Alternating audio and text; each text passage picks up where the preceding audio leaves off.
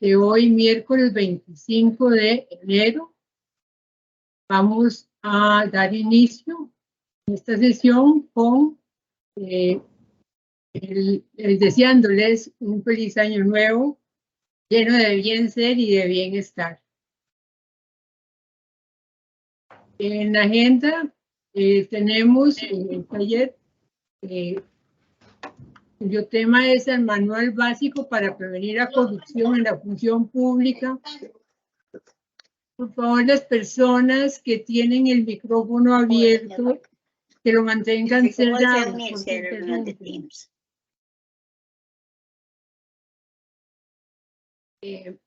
Bueno, este manual fue elaborado por la Procuraduría de la Ética Pública y la presentación está a cargo del señor José Armando López Baltoano, que es el procurador director, y de la señora Evelyn Hernández, que es funcionaria bien de la Procuraduría de la Ética Pública.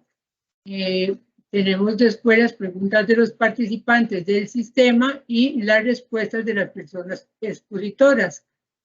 Y finalmente la información general a cargo mía y el cierre de la sesión. Ahora me permito dar el pase a el señor José Armando López y a la señora Evelyn Hernández.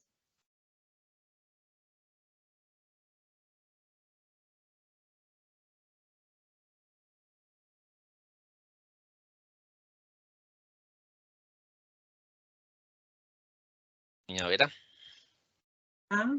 Buenas tardes, bienvenida. Muchas gracias. Muchas gracias.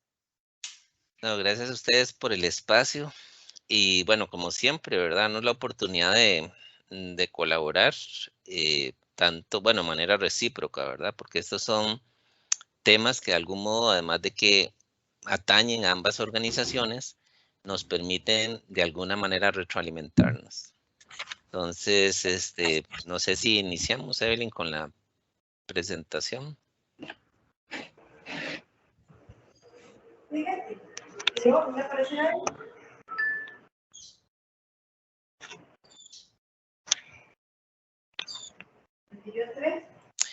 Ok, yo bueno, un poco como antecedente, ¿verdad?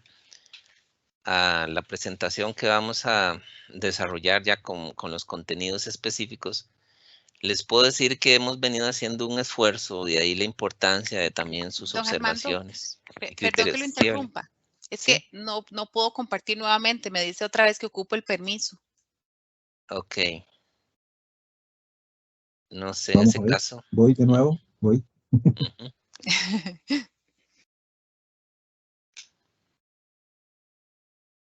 Les decía que para nosotros es importante porque esta es nuestra primera presentación de este manual, ¿verdad? Es un manual básico para prevenir la corrupción. Hay dos elementos importantes. Este lo sacamos a finales del año anterior. Listo. El 9 de diciembre. Evelyn, intentalo, por favor. Se celebra el Día Internacional contra la Corrupción y a partir de ahí la Procuraduría de la Ética hizo este esfuerzo. Así que bienvenidas las observaciones y demás. Y el segundo aspecto es que está o trata de redactarse en un lenguaje claro, ¿verdad? Un lenguaje que de algún modo pues vaya más allá de aspectos meramente jurídicos. Entonces es muy importante de que ustedes de alguna manera pues nos retroalimenten de si efectivamente se ha logrado el cometido, porque vendrán otros esfuerzos similares. Ahí lo estoy viendo, Evelyn. Si lo ponemos en ver. Perfecto. Les decía entonces que este manual básico para prevenir la corrupción en la función pública es un esfuerzo adicional, ¿verdad?, que estamos haciendo y que se complementa con la guía básica para ejercer con probidad la función pública que a inicios del año pasado también les compartimos. La idea es masificar este instrumento, ¿verdad?, este documento, y en eso pues les pedimos la colaboración. En la siguiente filmina, de algún modo plasma lo que queremos, ¿verdad?, con este documento.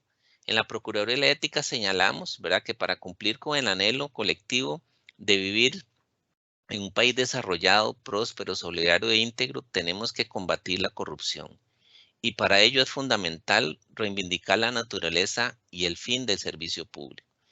De ahí el llamado precisamente a nosotros como servidores públicos, señalando que Costa Rica necesita que las personas que ejercemos la función pública respetemos el marco jurídico institucional de legalidad y probidad, garanticemos el derecho fundamental al buen y eficiente funcionamiento de los servicios públicos, tutelemos el interés público general por encima de cualquier interés privado, sea personal, familiar, político, económico, financiero, empresarial, comercial, religioso, deportivo, etc.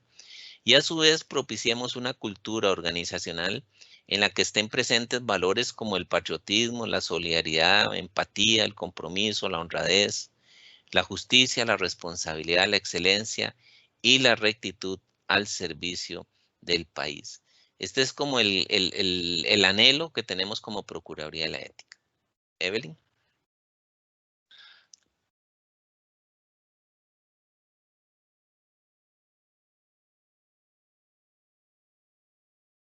Adelante, Evelyn.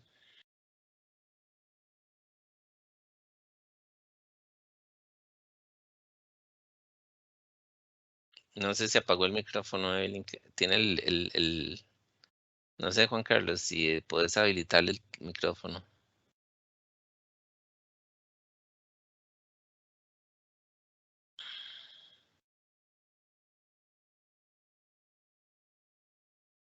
Ok. Bueno, voy adelantándome un poquito mientras logre resolver esto, Evelyn. Acá vamos a abordar qué es la corrupción, cuáles son los efectos de la corrupción, no solo jurídicos, institucionales, vamos más allá. A quienes se les aplica las normas contra la corrupción en la función pública. Esto queremos siempre reiterar, ¿verdad? ¿Cuál es ese ámbito de colectivo, tanto funcionarial, ¿verdad?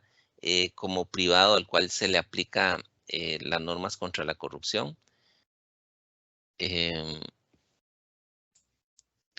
Perdón, don Armando, es que era para poder Ok. para poder activar el micrófono. Tengo que dejarlo abierto por cualquier cosa. Ahí nos disculpan, pero no habíamos previsto exactamente eso, que al estar compartiendo pantalla yo no puedo de ninguna forma estar apagando y encendiendo el micrófono, así que las disculpas del caso. No se preocupe. Lo más que van a ladrar son los perros, así que esté tranquila. Ahí está en pantalla completa, don Armando. No. No está compartiendo, Eve. Hay que compartir de nuevo. Vamos de Ok. nuevo, no se preocupe. Voy de nuevo entonces.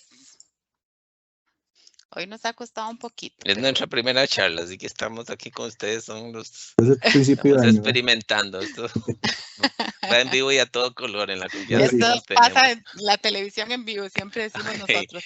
Ok, Entonces, perfecto, ver pantalla completa, perfecto. Listo. Listo, gracias, Evelyn. Termino con esto, Evelyn, y continúas. Entonces, les decía, bueno, queremos también señalar no solo a quién se les aplica, sino cuáles son algunas conductas o actos de corrupción. Aquí es importante señalar, como lo va a explicar más en detalle Evelyn, que tratamos de hacer un esfuerzo de tomar los tipos penales que están tanto en el Código Penal con la Ley contra la Corrupción y pasarlos a un lenguaje mucho más claro para entender así llanamente cuándo podemos estar ante una situación que genere responsabilidad por un acto de corrupción.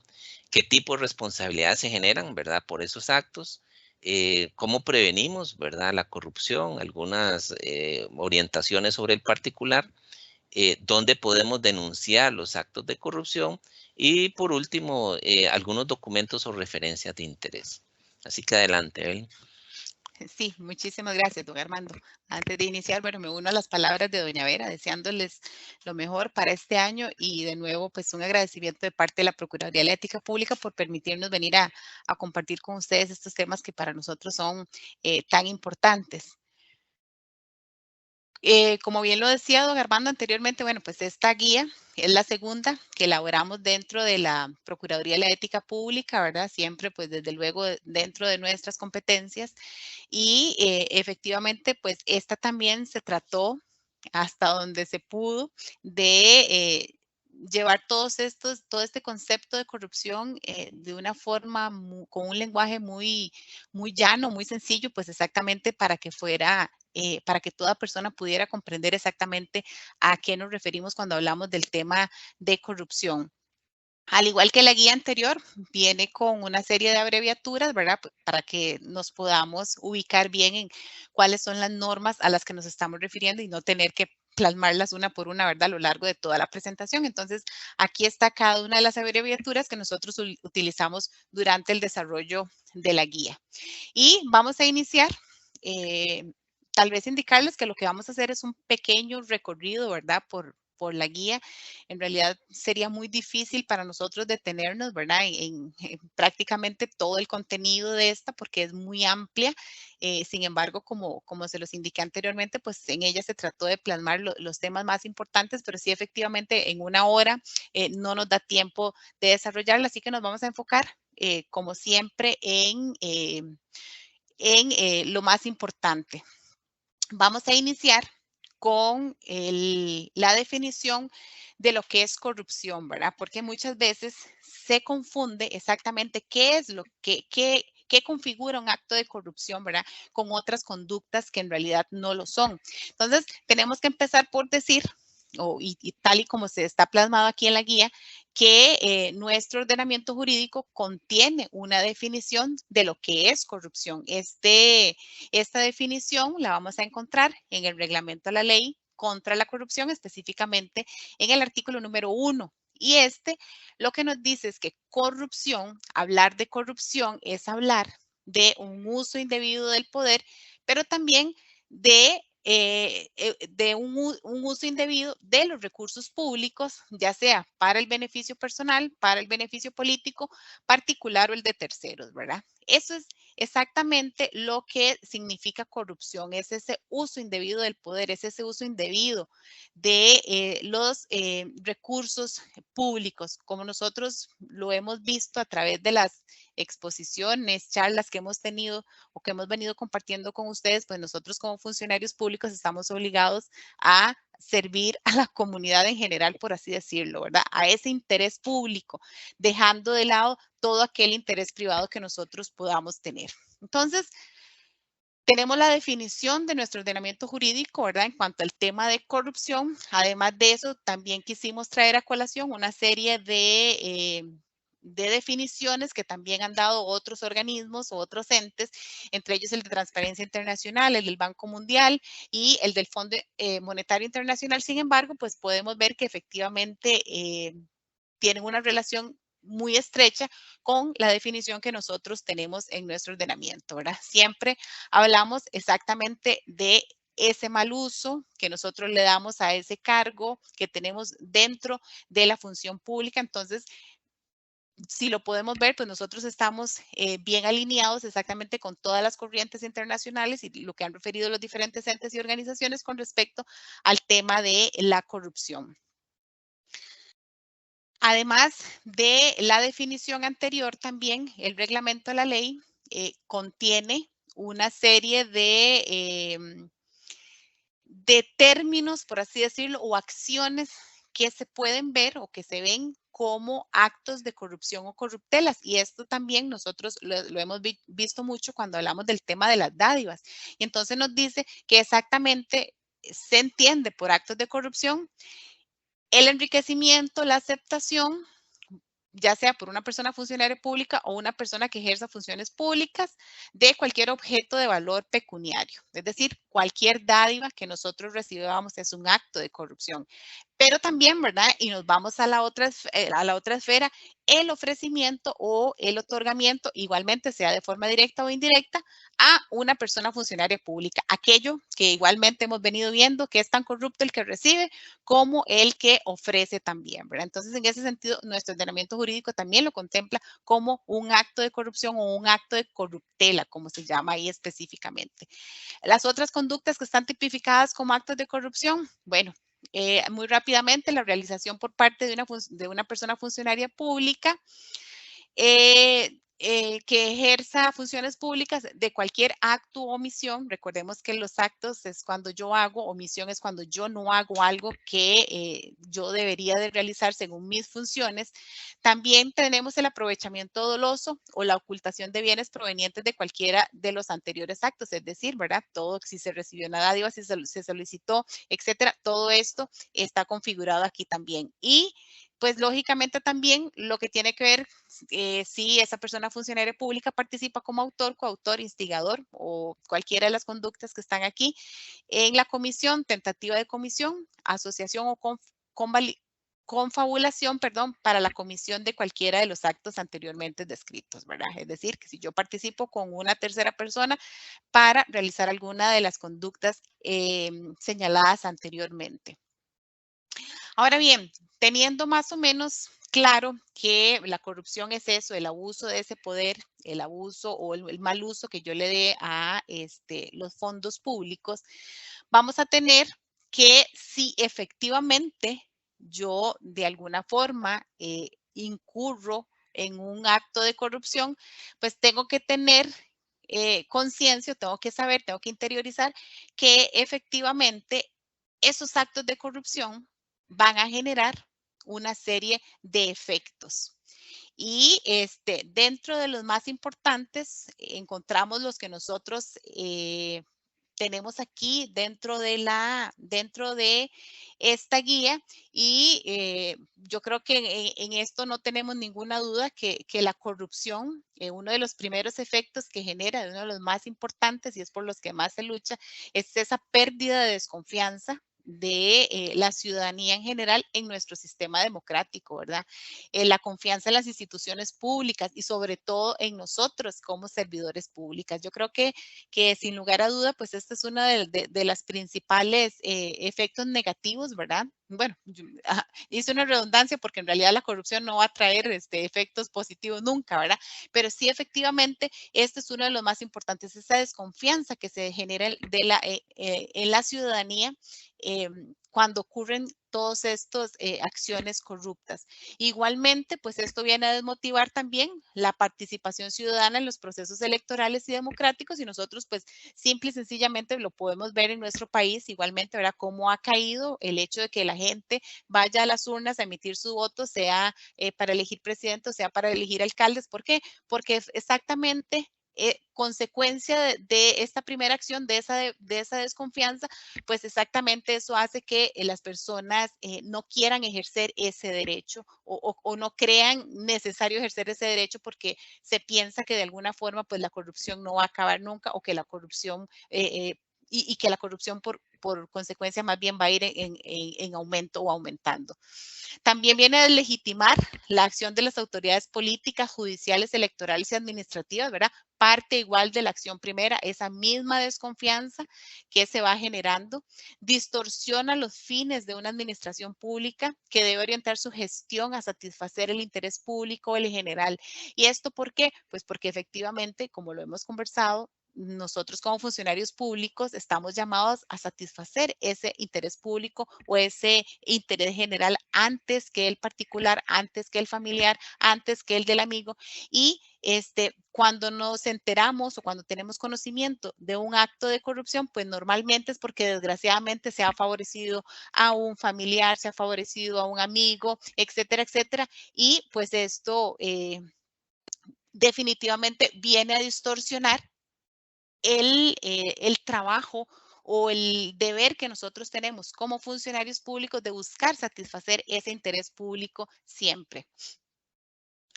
Igualmente también viene a desviar recursos que se aportan mediante impuestos o que se pagan con endeudamiento para generar obras públicas, bienes y servicios. A nivel internacional es muy común encontrarse con una serie de campañas dentro de los mismos gobiernos donde dicen esta escuela no se construyó porque hubo un acto de corrupción en medio, este hospital no se pudo construir porque alguien se robó el dinero y todas esas cosas, pero exactamente todos estos actos de corrupción muchas veces lo que vienen a generar es eso, es paralizar o evitar que hayan este tipo de obras, llámese construcción de escuelas, llámese construcción de hospitales y muchos otros servicios que se podrían dar si todos esos dineros que deberían de estar ahí dispuestos para la colectividad no se extrajeran de alguna forma ilegal.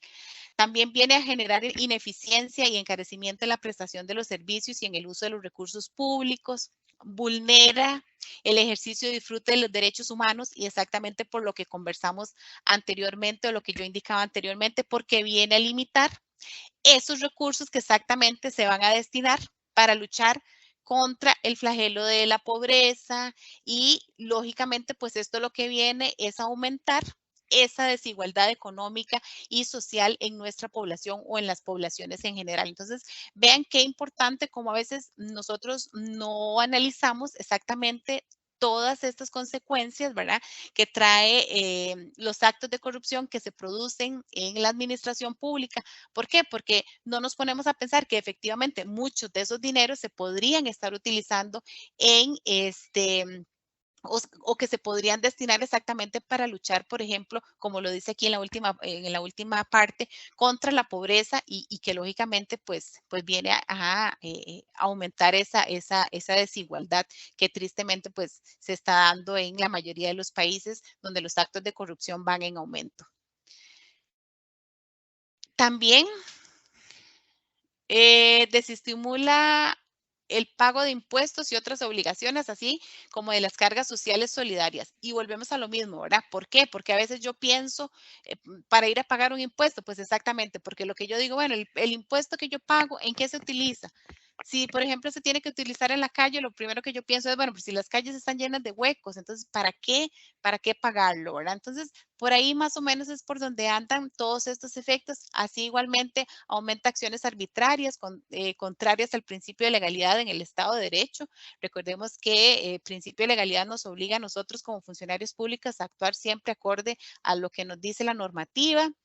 También nos aleja la función pública de la probidad y de los postulados de una buena administración. Esto sin lugar a dudas, ¿verdad? Recordemos que el deber de probidad es un deber al que estamos obligados todas las personas funcionarias públicas a respetar y aún así los sujetos equiparados también, tal y como lo va a explicar don Armando más adelante. Es un deber al que nosotros estamos obligados y ese deber de probidad, volvemos a lo mismo, ¿verdad? ¿Qué significa? Orientar nuestras funciones a la satisfacción de ese interés público.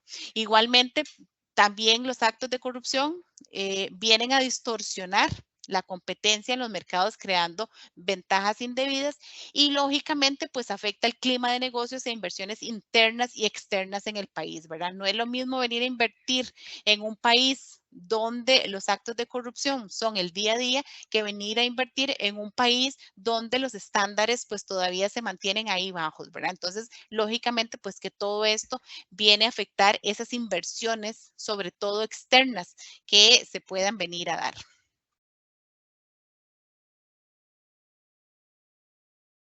Bueno, entonces, hasta aquí, ¿verdad?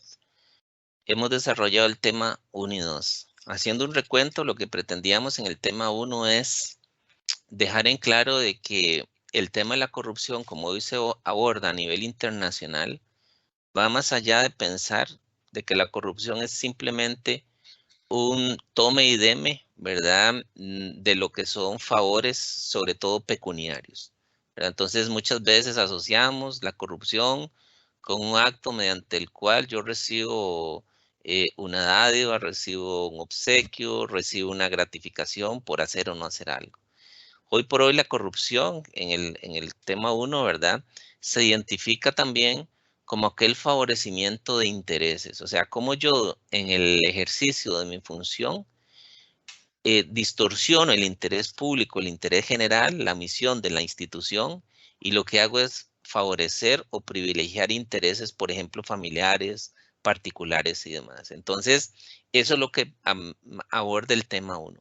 El tema 2, como bien lo dijo Evelyn, son cuáles son esos efectos nocivos, que obviamente lo que ahí tenemos plasmado es un resumen de lo que la literatura, lo que los organismos internacionales han señalado del impacto que tiene la corrupción a todo nivel, ¿verdad? Tanto a nivel económico, ¿verdad? Hay estudios claros, concretos que identifican de que la corrupción afecta el desarrollo de un país, el crecimiento y además todo lo que genera, como bien lo expuso Evelyn. Y aquí el tercer capítulo, lo que buscamos es reiterar, porque ya lo hicimos con la guía básica, de a quienes se les aplican las normas contra la corrupción.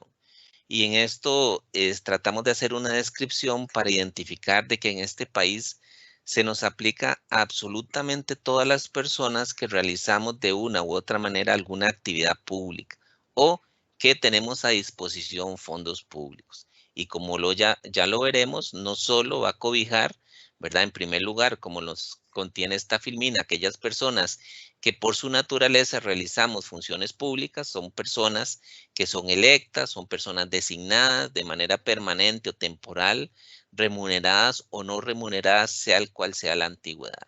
En otras palabras, aquí, en el tema de la elección o designación, se incluye desde el presidente de la República, los diputados y demás, magistrados, todas las máximas autoridades políticas, judiciales, legislativas, electorales y administrativas. Ese es el primer componente, ¿verdad?, que cobija la ley contra la corrupción.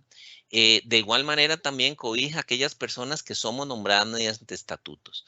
Todos aquellos que pertenecemos al estatuto de servicio civil, policial, municipal, legislativo, de servicio exterior y todo. Todos aquellos que tenemos una relación estatutaria en forma, en propiedad o en forma interina, pues nos cobija.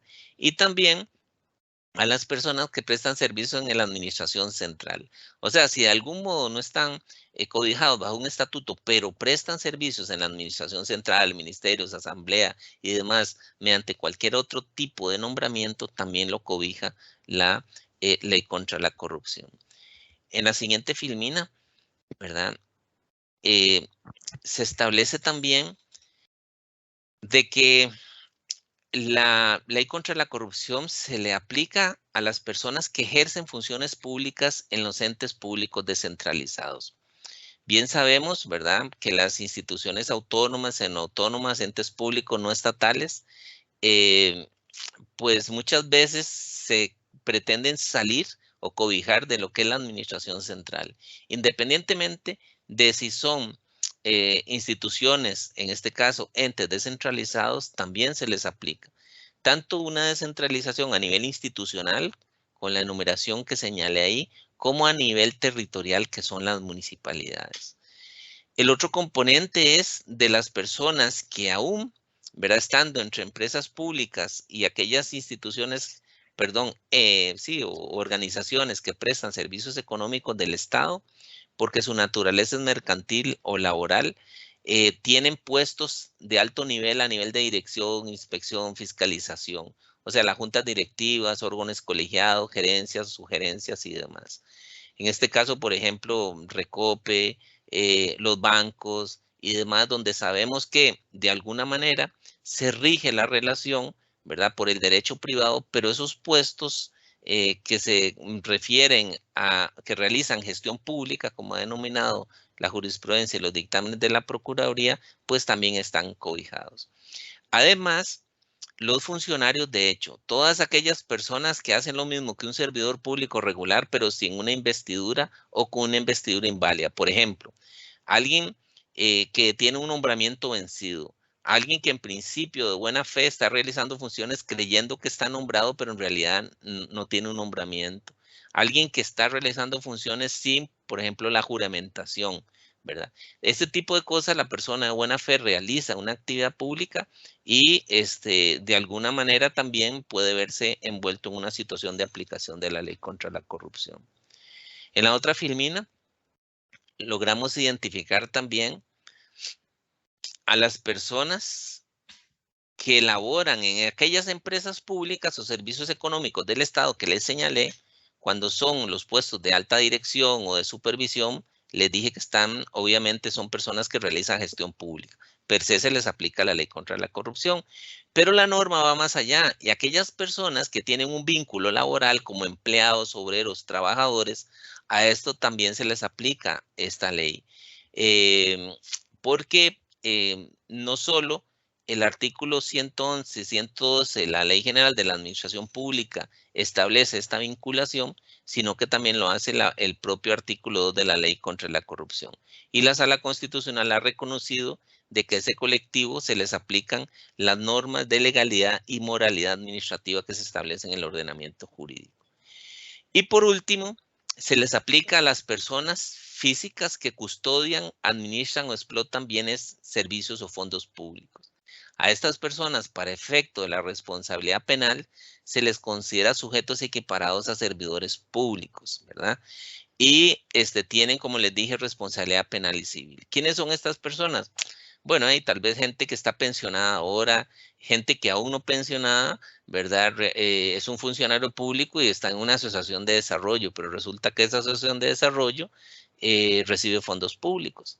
En el momento en que esa asociación recibe fondos públicos y demás, se encuentra afecto a la ley contra la corrupción. Entonces es muy importante tomar en cuenta, ¿verdad?, que asociaciones de desarrollo, las ASADs, las juntas administrativas de educación, entre otros, también se les aplica esta regulación.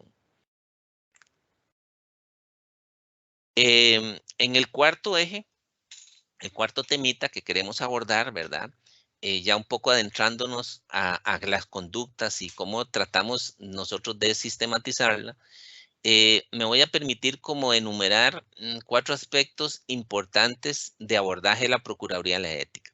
Entonces empecemos a cuestionarnos. Bueno, hemos hablado de corrupción, un poco el concepto de corrupción, pero sería bueno que alguien nos oriente y nos diga, bueno, ¿cuáles son esos actos? ¿Verdad? Y nosotros señalamos, ¿verdad?, que los actos de corrupción tenemos que tener claridad que los cometemos no solo los funcionarios públicos, ¿verdad?, sino también, como vimos, los sujetos equiparados.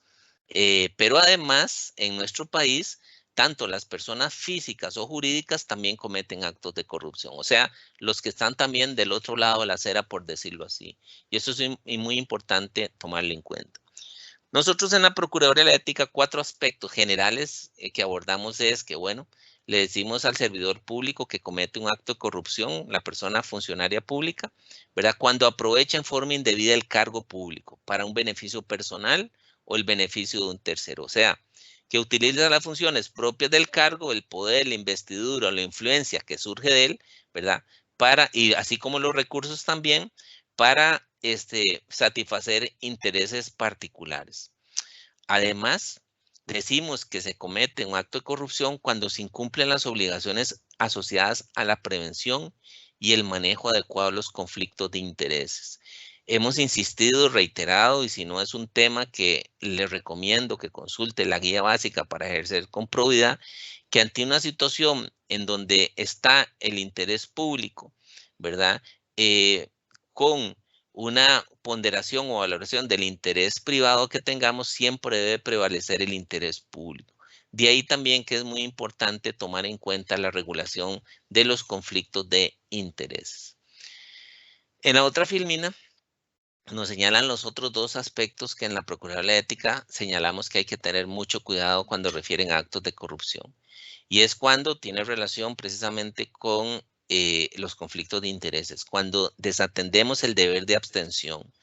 No podemos conocer o resolver ni participar en la toma de decisiones o en asesorías o en cualquier discusión en órganos colegiados cuando existan circunstancias que dan lugar a dudas justificadas respecto a la objetividad e imparcialidad en el ejercicio de los deberes. Ya hemos señalado que hay un procedimiento establecido en la Ley General de la Administración Pública para inhibirnos en esos supuestos. Poner en conocimiento a los jefes cuando estamos ante una situación de conflicto. Esto lo repito y perdonen que sea tan coloquial y tan llano. El enemigo número 1 hoy por hoy del servidor público puede ser la propia familia. Y lo explico con detalle. Antes me podía decir un primo, un amigo, ¿verdad?, alguien cercano, mi mamá, ayúdame con esto que está en la institución en la que laboras. Consultarle a tal persona tal cosa. Ayudarle a tu primo con tal trámite. Tu hermano necesita tal cosa. Ese tipo de cosas hoy por hoy en la administración pública, si bien antes estaban de algún modo reguladas, normadas, porque la ley es de 2004, hoy por hoy hay un mayor control, hay una mayor sensibilidad en reprochar este tipo de conductas. Entonces tenemos que tener muchísimo, pero muchísimo cuidado cuando estamos gestionando intereses que no es el interés público. Y hemos señalado que ese interés público, ¿dónde lo encontramos? En la misión institucional, lo encontramos en los objetivos de la institución, lo encontramos en la ley de creación, la ley constitutiva de la institución, en el cual nos dice cuál es la naturaleza jurídica, cuáles son las funciones y competencias. Para eso somos servidores públicos, única y exclusivamente para satisfacer ese interés público y no otro interés, ¿verdad? Y el cuarto componente es cuando aceptamos o solicitamos dádivas, ¿verdad? Cualquier cosa que se nos da gratuitamente, personas que llegan a darnos obsequios, regalos y demás, recompensas por realizar, ¿verdad? Nuestra labor, por realizar o no realizar nuestra labor, ¿verdad? Que ahí hay un riesgo importante. Hoy por hoy también, no solo el tema es de hacer, también se nos sanciona por no hacer. Entonces, en esto hay que tener muchísimo cuidado y hemos insistido en este particular. Evelyn. Sí, gracias, don Armando.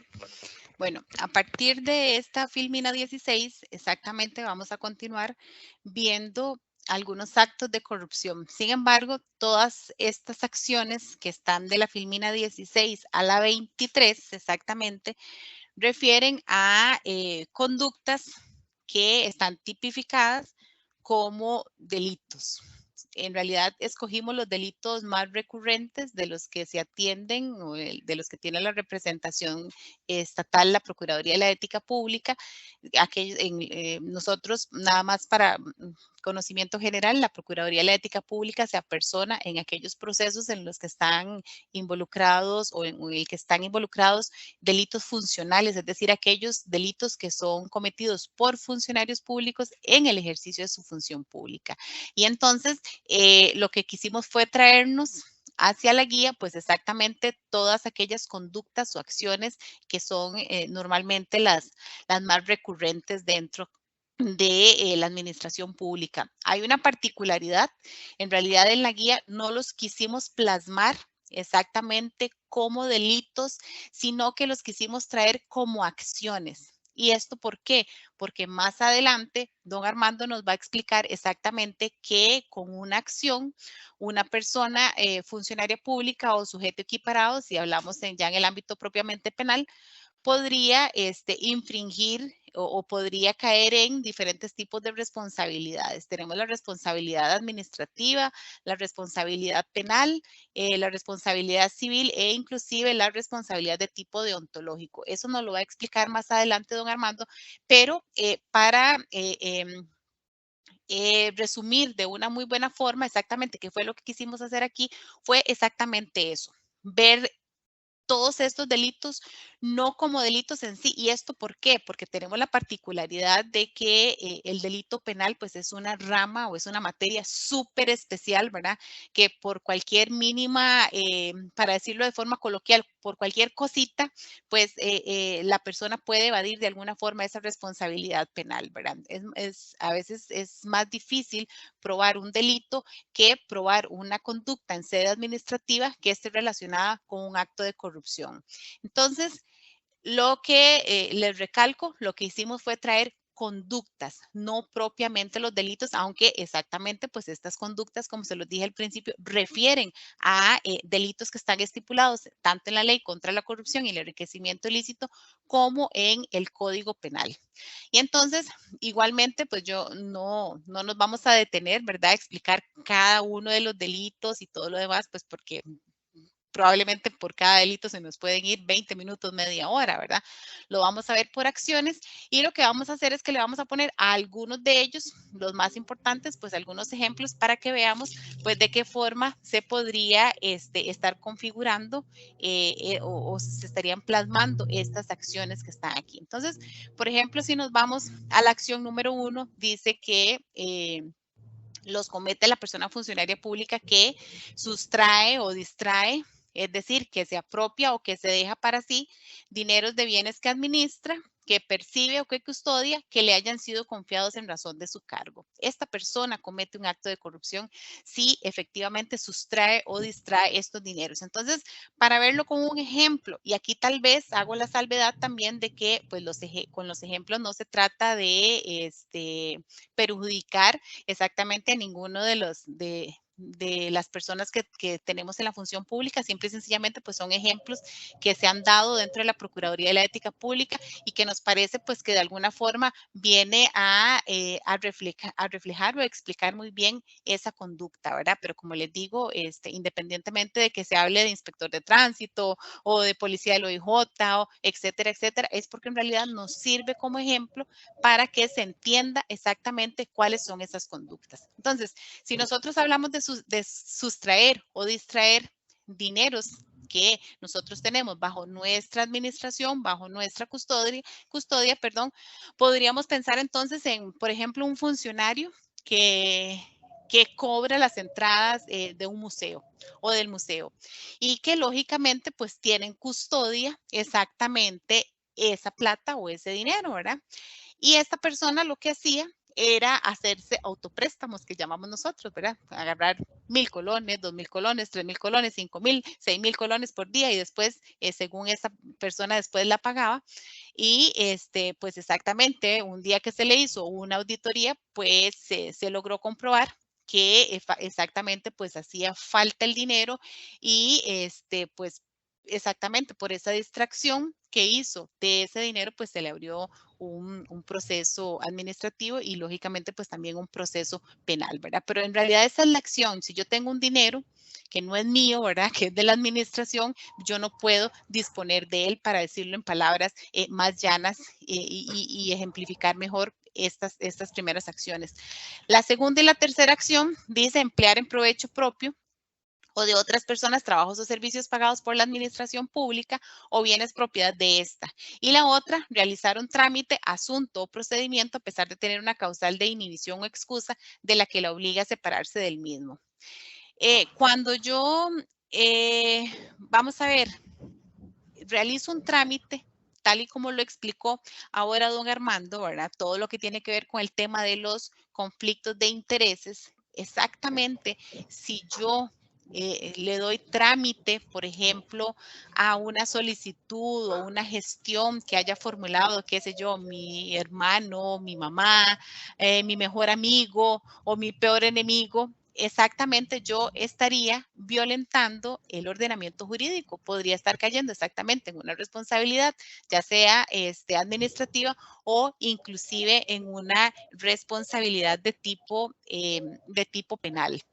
Ahora, esta parte de emplear en provecho propio de otras personas trabajos o servicios pagados por la administración pública o bienes, o bienes propiedad de esta, también, igualmente, pues refiere a ese uso, ¿verdad? De a ese uso que nosotros le demos a aquellos insumos que nosotros tenemos para realizar nuestras funciones, ¿verdad? Llámese vehículos institucionales, llámese impresoras y muchas otras que nosotros, pues lógicamente para lo que lo deberíamos de utilizar es exactamente para realizar nuestras funciones y no para aprovecharnos de estos bienes a nuestro favor o a favor de un tercero.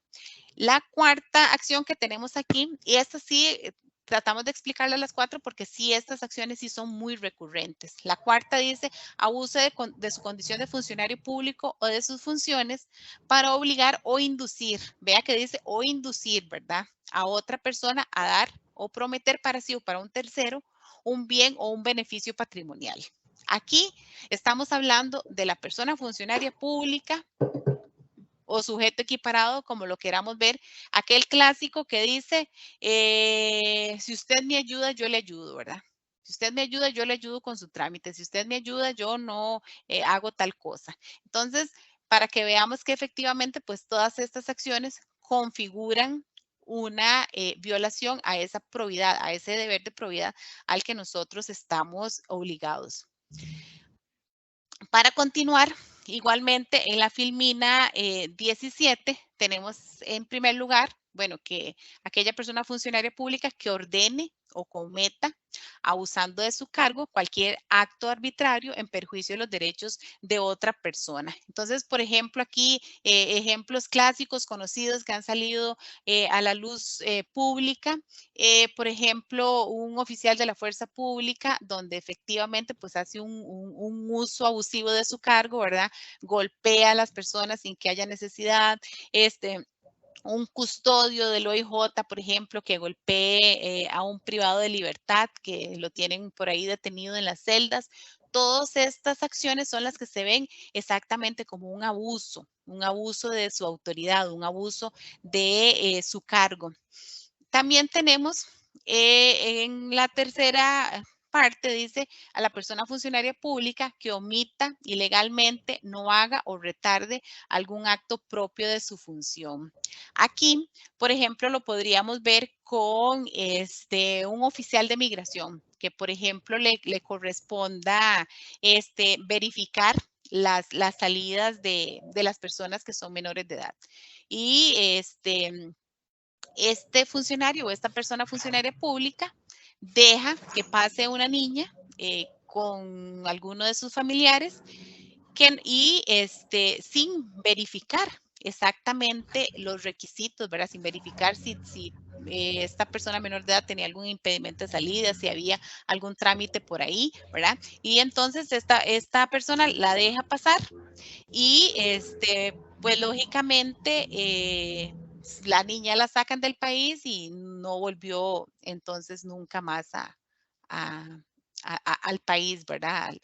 En este caso, pues no volvió nunca más a Costa Rica. Exactamente, pues ahí esta persona lo que hizo fue omitir un acto propio de su función. ¿Por qué? Porque su función exactamente era vigilar que esa persona menor de edad estuviera saliendo a derecho, ¿verdad? Tal y como corresponde con la normativa y verificar pues que no hubiera ningún impedimento por ahí. Igualmente, esta última acción que está en esta filmina también nos pareció importante traerla a colación. Dice que la persona funcionaria pública que otorgue o reconozca en representación de la administración pública y por cuenta de esta beneficios patrimoniales derivados de la relación de servicio de empleo con infracción del ordenamiento jurídico aplicable. Si lo queremos ver con un ejemplo, ¿cuál podría ser? Y el más clásico y el que más se observa, se ve dentro de la Procuraduría de la Ética Pública, por ejemplo, es aquella persona funcionaria de un departamento de recursos humanos que le reconoce a otra el pago de dedicación exclusiva o de prohibición cuando no corresponde. Ese podría ser un ejemplo clásico de esta acción. Y la otra, pues también podría ser que un jefe, un superior inmediato, autoriza el pago de horas extra a otro funcionario, pues que lógicamente no la laboró. Ahí exactamente pues estaría reconociendo algún tipo de beneficio patrimonial no a derecho, ¿verdad? Entonces, por ahí más o menos es por donde va esa acción.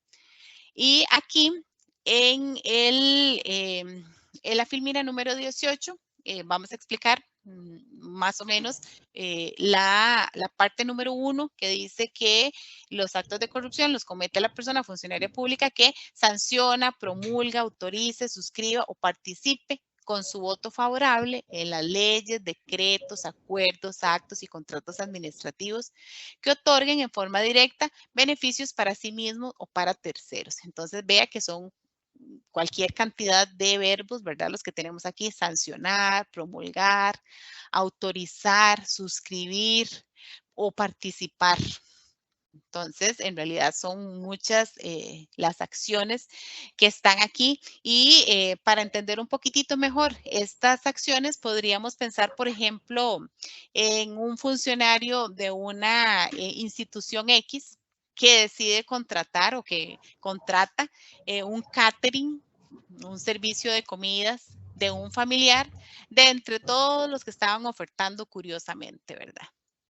Lógicamente, pues ahí tuvo que, como bien lo explicaba también don Armando, ¿verdad? También tenemos que ver que el hecho de que esta persona se tuvo que inhibir de participar en todo ese proceso, ya que uno de sus familiares estaba involucrado y todo lo demás. También aquí podríamos tener el caso de un regidor que vote, que dé su voto en el Consejo Municipal para que, por poner un ejemplo, para que todas las calles que están alrededor de su casa se pavimenten, ¿verdad? ¿Y esto por qué? Pues porque lógicamente esta persona tiene un interés directo, ¿verdad? De que las calles que están alrededor de su casa pues se reparen. ¿Por qué? Porque esto significa que el valor de su casa puede aumentar, que su vehículo no se dañe y muchos otros aspectos, ¿verdad? Pero efectivamente con ese tipo de acciones se estarían configurando o estarían, para no hablar de derecho penal, o estarían presentes este tipo de acciones. En la filmina número 19 vamos a hablar de la segunda parte que dice que los actos de corrupción los comete quien recibe por sí o mediante otra persona físico o jurídica una dádiva o cualquier otra ventaja indebida o aceptar la promesa de una retribución de esa naturaleza para hacer, no hacer o retardar un acto propio de sus funciones. Entonces, aquí pensemos, por ejemplo, en un funcionario del Registro Nacional, uno de estos registradores. Y entonces a esta persona vienen y le ofrecen, por poner un ejemplo, 50,000, 100,000 colones para que inscriba una sociedad. O sea, le están pagando exactamente para que haga algo que es propio de sus funciones. Entonces, ahí exactamente pues se estaría configurando esta acción, ¿verdad? O se vería reflejada esta acción que está aquí en la presente filmina. Como les digo, pues son bastantes, ¿verdad? Las figuras penales que tiene nuestro ordenamiento jurídico, pues aquí están como las más importantes, pero aún así, a pesar de que extrajimos así como las más recurrentes, pues sí, no dejan de ser abundantes. En la filmina número 20 tenemos uno que es súper común y es el que normalmente más se escucha. Dice que comete actos de corrupción ¿quién? Aprovechándose ilegítimamente del ejercicio de la función pública o la custodia, la explotación, el uso o la administración de fondos, servicios o bienes públicos por sí o mediante otra persona, acreciente su patrimonio, es decir, aumente su patrimonio, adquiera bienes, goce de derechos, cancele deudas o extinga obligaciones que afecten su patrimonio o el de personas jurídicas. Cuando decimos extinguir obligaciones, ¿qué quiere decir? Por ejemplo, que le paguen una hipoteca, que le paguen una prenda por ahí. Eso de esa forma se estaría extinguiendo una obligación que efectivamente, pues de alguna forma está afectando el patrimonio de estas personas, sean físicas o jurídicas. Y parte de, o un ejemplo clásico de esto, por ejemplo, tendríamos con que una persona encargada de otorgar concesiones de líneas de buses, para pensar en algo que tal vez sea como más clarito de ver, una persona funcionaria pública encargada de otorgar concesiones de líneas de buses o de taxis o de algún servicio público, en este caso ubiquémonos con buses, le otorga esa concesión a una persona, pero a cambio de esto solicita que tanto él como su familia pues puedan viajar gratis en esos autobuses, ¿verdad? Por ahí, eso es un ejemplo bueno que permite ejemplificar exactamente este tipo de acciones. En esta filmina tenemos la primera parte, dice que es la persona funcionaria pública, habla también de particulares, de gerentes, administradores, etcétera. Dice que den a los caudales bienes, servicios o fondos que administran, es decir, que le den a la plata, ese dinero, a esos fondos públicos que administran, que custodien o exploten por cualquier título o modalidad de gestión, una aplicación diferente de aquella a la que le estén destinados. Es decir, se le da a, por poner un ejemplo, a la Junta de Educación del Liceo de Escazú, por decir algo, se le dan 10 millones de colones, pero esos 10 millones de colones se le dio para que construyeran unos servicios. Pero resulta ser entonces que estas personas, miembros de la Junta de Educación, que como bien lo dijo don Armando, si estamos hablando de derecho penal, serían sujetos equiparados, es decir, se les va a juzgar exactamente como cualquier persona funcionaria pública, estaría incurriendo exactamente en esta falta. Es decir, utilizó el dinero que se les dio para un fin para realizar otro. Entonces, en lugar de construir los servicios, terminaron construyendo, por poner un ejemplo, un gimnasio. Ahí exactamente se estaría configurando estas acciones. Repito, en realidad, como se los dije anteriormente, estas acciones que acabamos de ver son delitos penales propiamente. Sin embargo, con esto que nos va a explicar ahora don Armando, pues vamos a ver que aun y cuando a la persona no se le pueda demostrar que efectivamente incurrió en un delito, sí podría estar ante una sanción de tipo administrativo o de otros que ya casi se los van a explicar, si realiza o ejecuta alguna de estas acciones que vimos anteriormente. Don Armando. Gracias, Evelyn. No queremos reiterar, pero sí invitarlos, ¿verdad?, a que revisen. Hicimos un esfuerzo por traer los principales tipos penales del Código Penal y de la Ley contra la Corrupción, de tal manera que se pueda entender la sensibilidad que tienen muchas de estas normas y muchísimas veces no nos damos cuenta del riesgo que estamos cuando realizamos gestión pública.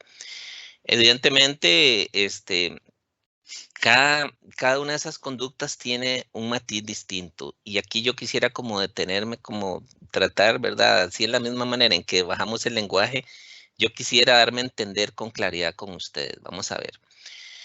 Es importante que tomemos en cuenta, ¿verdad?, que un acto de corrupción puede generar distintas responsabilidades, ¿verdad? Entonces, un acto de corrupción puede perfectamente endilgarse una responsabilidad penal. Aquí se tutela el bien jurídico, los deberes de la función pública, que están relacionados con la infracción al deber de probidad, el artículo 3, que bien lo sabemos, de la Ley contra la Corrupción, y que refieren a los delitos que están en el título 5 del Código Penal y, perdón, 15º y el título 5 de la Ley contra la Corrupción, al igual que en la Ley General de Aduanas y en la Ley Orgánica del Banco Central. No los quiero confundir ni enredar. Lo que quiero decirles es que hay un ámbito de responsabilidad de esas conductas que generan, ¿verdad?, una sanción de tipo penal. Pero un acto de esos también puede generar una responsabilidad de tipo administrativa disciplinaria cuando sea un incumplimiento o violación a ese mismo deber de probidad, ¿verdad? Porque refiere a la materia integridad y corrupción y están establecidos en leyes y reglamentos, ¿verdad?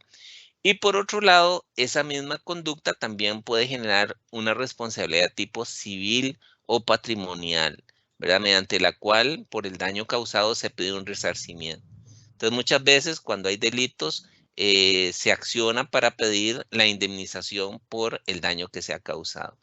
Y algo que hay que insistir es que a su vez también se puede generar una responsabilidad de tipo, digamos, deontológica, porque son infracciones, son violaciones a los deberes de la profesión, cuando refiere a personas funcionarias públicas que están incorporadas a un colegio profesional. Quiere decir, por ejemplo, de que una conducta de recibir dádivas puede ser perfectamente un delito, puede también acarrear una sanción disciplinaria, puede también acarrear un tema de responsabilidad patrimonial, pero a su vez puede hacer que en el colegio profesional eso también esté sancionado como una conducta, una infracción a los deberes de la profesión y como tal perfectamente el colegio profesional puede sancionar a esa persona independientemente o indistintamente que sea un funcionario público. Esto refiere también a lo que nos ha dicho la Sala Constitucional en la siguiente filmina. Si me haces el favor, Evelyn. Tratamos de tener actualizado este tema. Y la sala dice con claridad, ¿verdad? Habla sobre dos temas importantes. En primer lugar, la independencia de vías. Aquí la sala es contundente al señalar que una misma conducta, como lo he indicado, o hecho puede ser detectado, investigado y sancionado simultáneamente, tanto en la sede administrativa y laboral, en ambas el ejercicio de la potestad de jerarquía, dirección disciplinaria, como en la jurisdicción penal, porque puede corresponder a delitos, sin que se violente el principio constitucional de non bis in idem, ¿verdad? El artículo 42 de la Constitución, que prohíbe sancionar a una persona más de una vez por un mismo hecho, ya que se trata de situaciones que generan responsabilidad de naturaleza distinta. Además, si pertenece a un colegio profesional, también se le puede responsabilidad por faltas a los deberes profesionales. Les quiero poner un ejemplo. Entonces resulta que una persona, ¿verdad?, realiza una infracción al deber de probidad. Esa infracción pasa al Ministerio Público. El Ministerio Público abre una causa, pero a la vez, ¿verdad?, si es una administración diligente, no se queda únicamente con enviar esto al Ministerio Público, sino que además activa los mecanismos necesarios para seguir el procedimiento administrativo disciplinario. Y resulta que esta persona, ¿verdad? Por el segundo elemento que vamos a ver ahorita, ¿verdad? Esta persona recibe una sanción disciplinaria. Y esa sanción disciplinaria puede ser el despido. Pero puede ser a su vez, como lo decía Evelyn, que como es tan sensible el tema penal en cuanto a la consideración del dolo y de los elementos que hay, puede ser que esta persona al tiempo, a los años, ya despedido, pues reciba un sobreseimiento, digamos, de esa causa, ¿verdad? Y viene a la administración y le hace un reclamo señalándole que fue mal despedido porque en la vía penal precisamente se logró acreditar que no había delito. En esos casos, lamentablemente, la jurisprudencia ha sido reiterada, la posición de la Procuraduría y de los tribunales en señalar, como lo estamos reiterando, de que existe una independencia de vías. Una cosa es endilgarle una responsabilidad de tipo administrativo disciplinario, que perfectamente pueda ser despedido, y otra cosa es si eventualmente a nivel penal se le pudo imponer una pena de cárcel, por ejemplo. Pero si salió bien librado del proceso penal, no tiene ninguna incidencia en el proceso administrativo. Y esto es un llamado, por eso también un poco el manual lo tiene, para que las administraciones hagan lo propio. La OCDE nos está pidiendo y todos esos organismos de que la sanción de la corrupción no solo debe recaer en la jurisdicción penal, no solo tiene que corresponder a delitos, sino que también hay que hacer mucho, por no decir muchísimo, a nivel administrativo, porque si ahí se acciona con los elementos que hay, pues perfectamente se pueden evitar conductas que después generen una responsabilidad mayor. Esto tiene que ver con el segundo elemento en la filmina siguiente, ¿verdad? Que la sala, el segundo elemento que nos dice la sala, es el tema de la tipicidad. Por eso lo quisimos plasmar. Entonces, con claridad la sala nos dice, en el derecho penal, en relación con los delitos, toda pena debe estar establecida en la ley con respecto al hecho incriminado, excluyendo por su generalidad toda posibilidad de referencia a los llamados conceptos jurídicos indeterminados. Vamos a ver, podemos hablar del deber de probidad, ¿verdad? En términos general, y decimos que una infracción de tipo penal puede ser una violación al deber de probidad, pero se necesita que esa conducta en específico esté normada o regulada. Por eso es que hicimos el esfuerzo de traer las conductas de tipo penal, ¿verdad? Porque hay que vincular el deber de probidad con una infracción concreta o específica que está establecida en una ley. No permite cláusulas abiertas o indeterminadas. Si la conducta no está penalmente definida, no hay pena.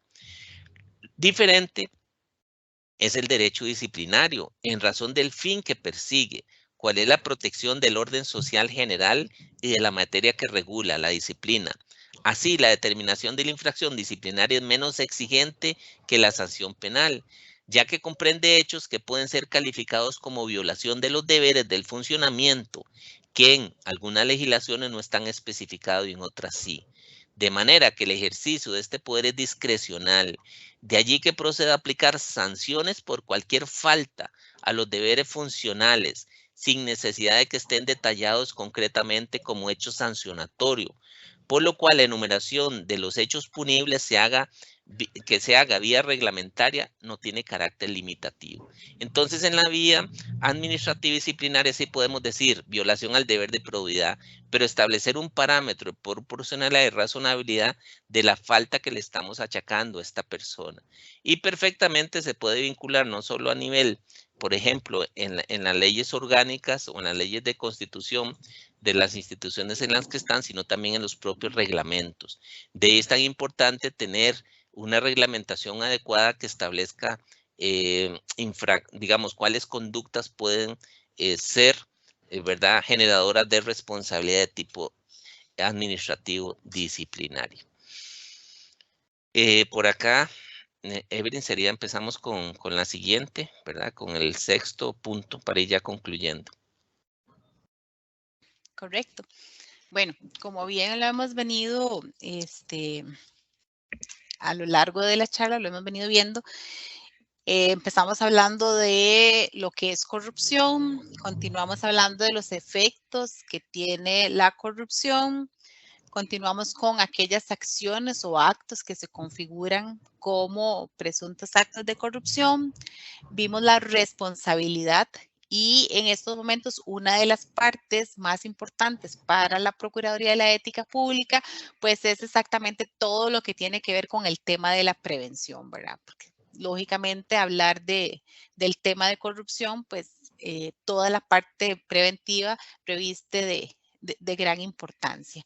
Y pues aquí igual lo quisimos hacer por diferentes sujetos, empezando por la persona servidora pública, por los sujetos privados, inclusive por los periodistas también, porque el trabajo de la prevención de la corrupción es un trabajo de absolutamente todas las personas, tanto las que estamos en la función pública como las que no lo están. Y por eso fue que exactamente trajimos una serie de acciones también que se esperaría que sean acatadas, por así decirlo, o acuerpadas por cada una de las personas que tenga acceso a esta guía.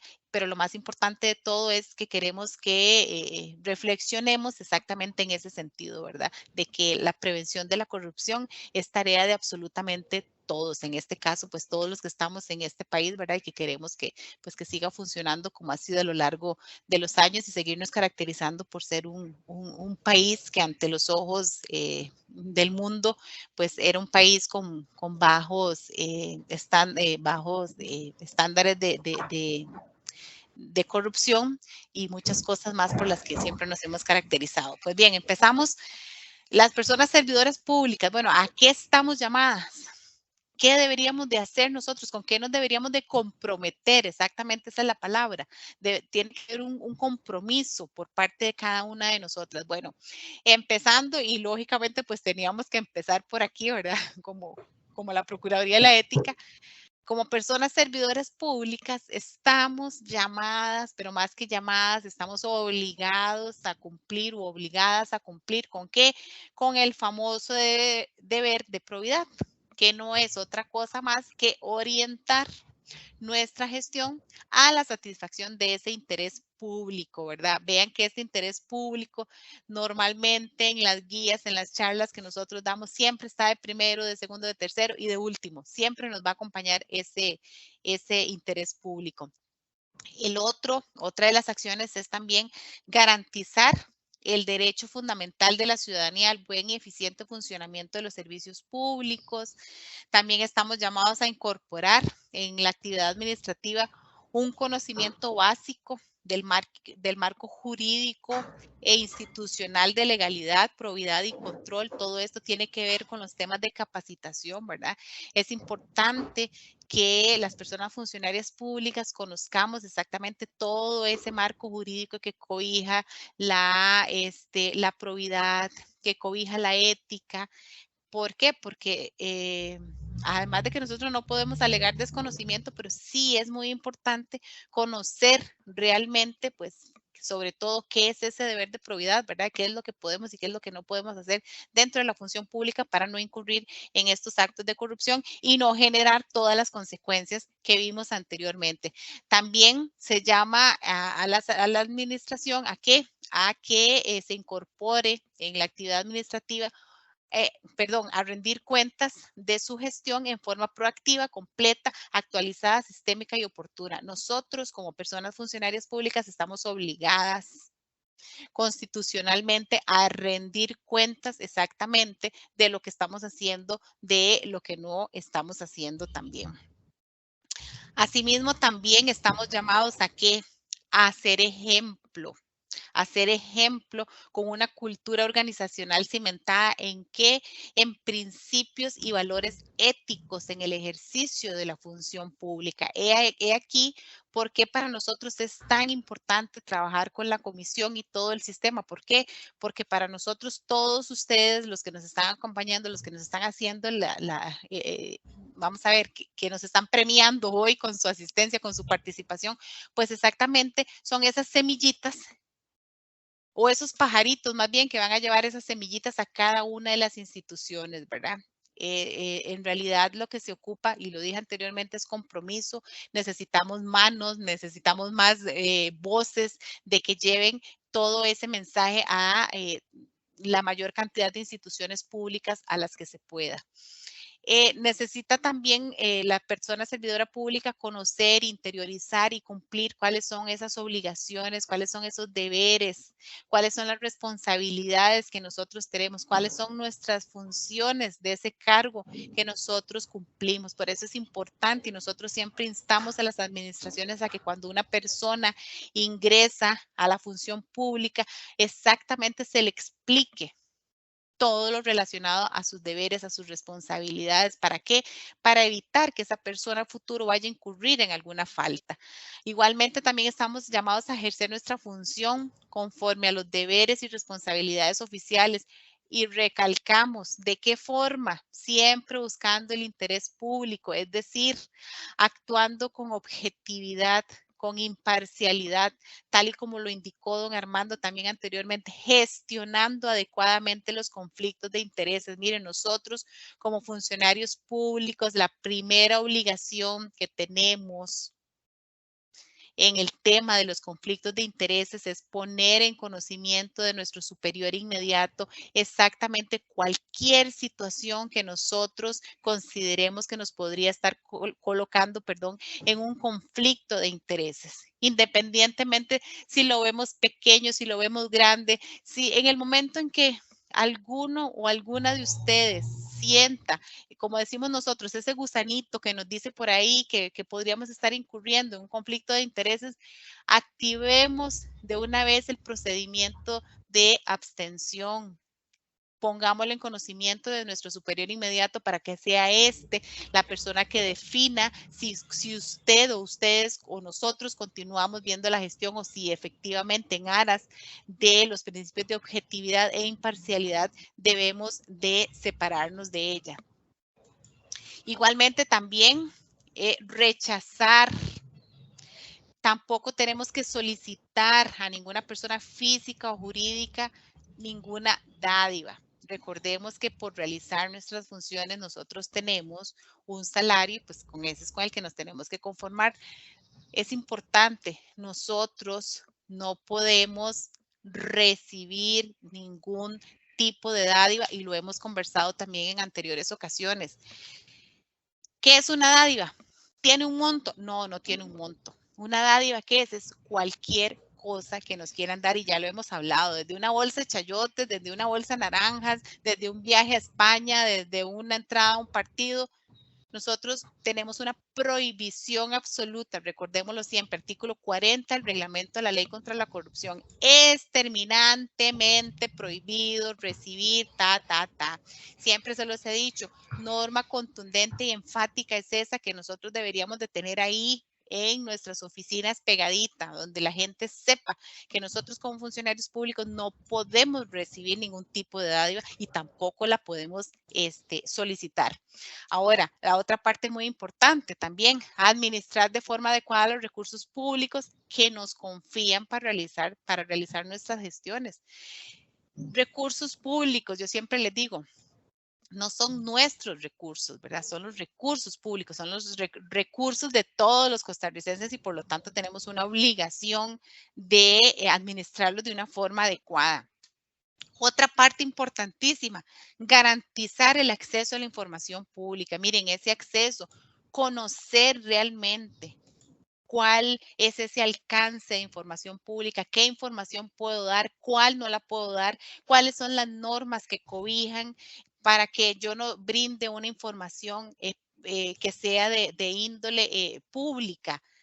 Ese es un tema importantísimo que todas las administraciones en estos momentos deberían de estar buscando cómo asesorarse, cómo sus funcionarios y funcionarias se capaciten en ese tema, porque muchas veces nos hemos encontrado con que se rechaza efectivamente brindar algún tipo de información siendo información pública. ¿Por qué? Porque ahí hay transparencia en esa información que se está pidiendo. Lógicamente, siempre y cuando pues la información que se esté solicitando exactamente sea una información pública, ¿verdad? Que no haya ninguna norma que diga lo contrario.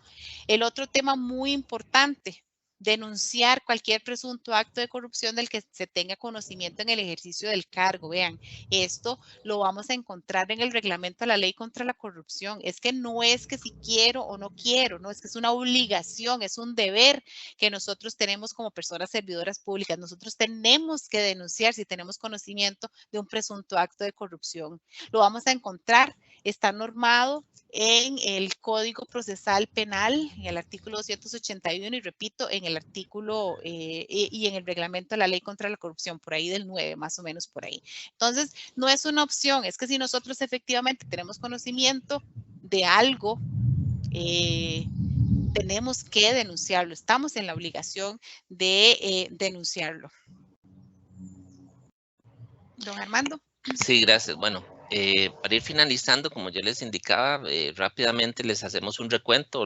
El primer énfasis importante porque esa es nuestra condición de servidores públicos, ¿verdad? Que es hacia la administración y quienes tienen puestos de dirección, ¿verdad? De gestión es importante que se asuma un compromiso en los más altos niveles jerárquicos con la ética, legalidad, probidad, rendición de cuentas y transparencias en el ejercicio de la función pública. Siempre hemos dicho, ¿verdad?, que la cabeza visible debe ser el reflejo precisamente de una organización comprometida con la ética y la probidad. Promover la mejora en los sistemas de gestión, sin duda alguna, y una cultura organizacional de excelencia, control y eficiencia en la prestación de los servicios. Lamentablemente, la ciudadanía y las personas muchas veces señalan como corrupción algo que puede referir perfectamente a una mala prestación de un servicio público. Claro que la corrupción lleva a una mala prestación del servicio público, pero no necesariamente. Entonces, es muy importante que las personas entiendan o sientan que no solo hay un ambiente libre de corrupción, hay una gestión conforme a la integridad, sino que además hay una adecuada prestación de esos servicios públicos. Que se asegure el ingreso al servicio de las personas por mérito o idoneidad profesional, técnica y moral, asegurando las competencias laborales adecuadas para los cargos que deben desempeñar. Las instituciones tenemos que seguir haciendo esfuerzos, ¿verdad? Porque precisamente se garantice la profesionalización en el servicio público y eso es con base en el ingreso por mérito o idoneidad de los servidores públicos. Se debe incorporar la probidad, la transparencia, la participación ciudadana y la rendición de cuentas como ejes transversales en la política institucional. Esto es fundamental porque sabemos que son principios y en nuestro caso normas de rango constitucional que nos ayudan en la prevención de la corrupción.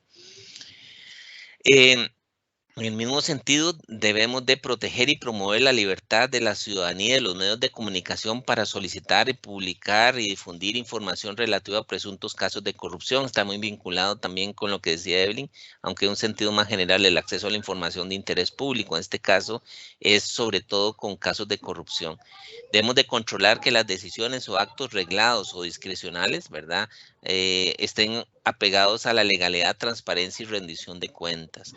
Y por último, desarrollar campañas, estrategias y acciones para la inducción, capacitación e información continua de las personas servidores públicas en los derechos y deberes, responsabilidades para el ejercicio, ¿verdad?, de la función y el cargo público, lo que señalaba Evelyn anteriormente. Adelante, Evelyn.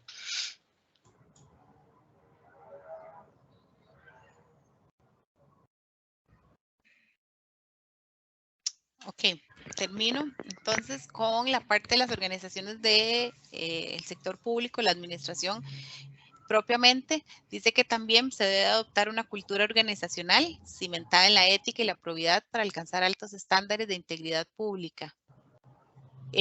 Fortalecer la capacidad y autonomía de las instancias u órganos encargados de la detección, investigación y aplicación del régimen administrativo disciplinario para sancionar faltas al deber de probidad. Eso está muy ligado con lo que hablaba ahora don Armando, ¿verdad? De que estas instancias y estos órganos, pues efectivamente conozcan, ¿verdad?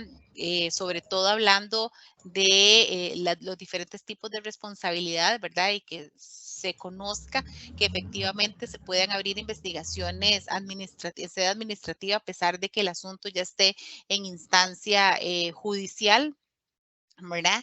Y que se conozca pues realmente cuál es el procedimiento que se tiene que seguir para realizar todas las investigaciones que estén relacionadas con posibles actos de corrupción.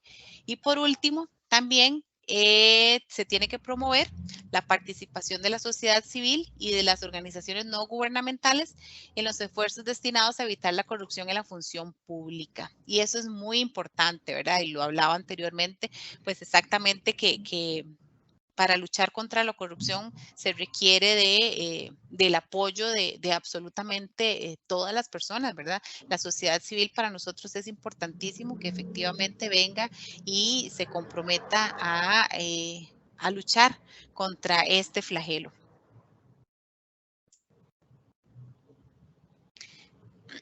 También corresponde implementar el control interno en la gestión y una de las partes más importantes es contar con canales adecuados y eficientes para que las personas puedan denunciar presuntos actos de corrupción, protegiendo su identidad y eliminando cualquier medida discriminatoria o persecutoria por denunciar. Esto también es una parte importantísima, ¿verdad? Que en cada una de las instituciones haya un canal que las personas, ya sean los mismos trabajadores y trabajadoras de la institución como las personas externas, tengan exactamente eso, un canal, una vía, un lugar, una oficina donde se puedan denunciar esos presuntos actos de corrupción, que sea visible, que la gente realmente conozca que a X oficina es donde puede presentarse a interponer esa denuncia. Y exactamente esta protección de la identidad pues es fundamental y además de que es un deber, es una obligación legal de proteger esa identidad, porque pasa mucho que aún dentro de las mismas administraciones, cuando una persona funcionaria pública interpone una denuncia, es muy común que empiecen rumores, que se empiece a hablar de quién fue la persona que interpuso la denuncia y desconociendo efectivamente que tenemos dos normas específicas que apuntan exactamente a esa confidencialidad, a resguardar. Tengo un feedback por ahí.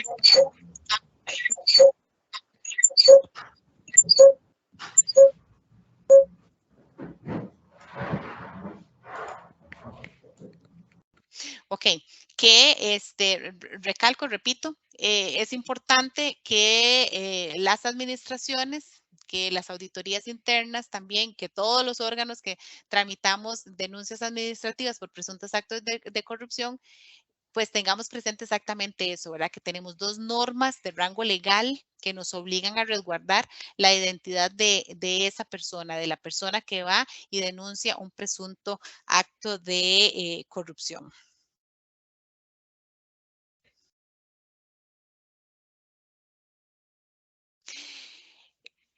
Igualmente también tenemos el sector privado. Bueno, ¿cómo puede contribuir el sector privado para prevenir la corrupción? Bueno, igualmente, tal y como lo vimos anteriormente, primero que nada, denunciando. Y recordemos aquí, hago la diferencia, ¿verdad? Como funcionarios públicos, nosotros tenemos la obligación, el deber de denunciar. El sector privado lo que tienen es un derecho de denunciar. Cualquier persona, sea mayor de edad, sea menor de edad, sea costarricense, sea extranjera, como ustedes lo quieran ver, tiene el derecho de denunciar un presunto acto de corrupción ante cualquiera de las autoridades competentes, que ya ahorita más adelante vamos a ver ante cuáles instancias podría ser. También debe adoptar las medidas internas para evitar el ofrecimiento de entrega de dádivas o regalías a personas servidoras públicas o a sujetos equiparados. Recordemos que corrupción es tanto el que da como el que ofrece las regalías, ¿verdad? Tan corrupto es uno como es el otro, entonces efectivamente, pues todo el sector privado tiene que tener conocimiento de que los funcionarios públicos tienen prohibición para recibir dádivas, pero también tienen que conocer que si ellos incurren en ese ofrecimiento, podrían también estar cayendo en un delito penal probablemente, ¿verdad? Aquí también evitar la influencia indebida en las instituciones públicas para promover sus propios intereses. Contar con canales de denuncia, que también son importantísimos, que sean efectivos y confidenciales para garantizar investigaciones y sanciones conforme a la normativa aplicable.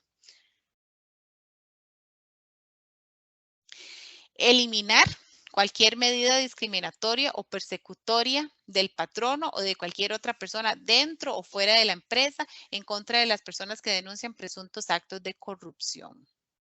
Igualmente, ¿verdad? Así como el sector privado, público, perdón, está obligado a resguardar esa confidencialidad y a no discriminar y a no perseguir a la persona que denuncia, pues igualmente en el sector privado, pues debería ser de esa forma, ¿verdad? De que no se persiga, de que no se discrimine a aquella persona que denuncia presuntos actos de corrupción. Y por último, incorporar modelos de cumplimiento conforme lo está establecido en el reglamento al título segundo de la Ley de Responsabilidad de Personas Jurídicas, que se denomina modelo facultativo de organización, prevención de delitos, gestión y control, para asegurar una vinculación con el sector público en forma transparente e íntegra. Eso está estipulado ahí en la Ley de la Responsabilidad de Personas Jurídicas y es importante pues que todas las instancias o todo el sector privado pues realmente lo conozca para que actúen de forma más transparente e íntegra.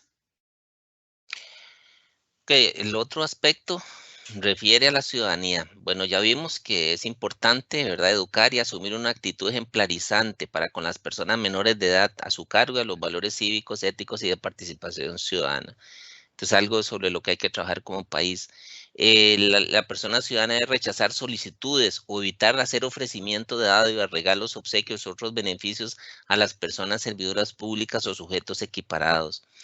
La persona ciudadana debe exigir a las personas servidoras públicas y a las organizaciones del sector público el respeto, como lo señalaba, el derecho fundamental al buen y eficiente funcionamiento de los servicios públicos. Eso es fundamental en la vinculación corrupción-eficiencia. El siguiente nos refiere a que la persona ciudadana debe custodiar a aquella persona que sea un sujeto equiparado, custodiar, administrar o explotar bienes, servicios o fondos que le son confiados en su comunidad o región conforme a los principios de legalidad, probidad. Y por último, lo que hemos señalado, ejercer plenamente ese derecho de denunciar cualquier presunto acto de corrupción.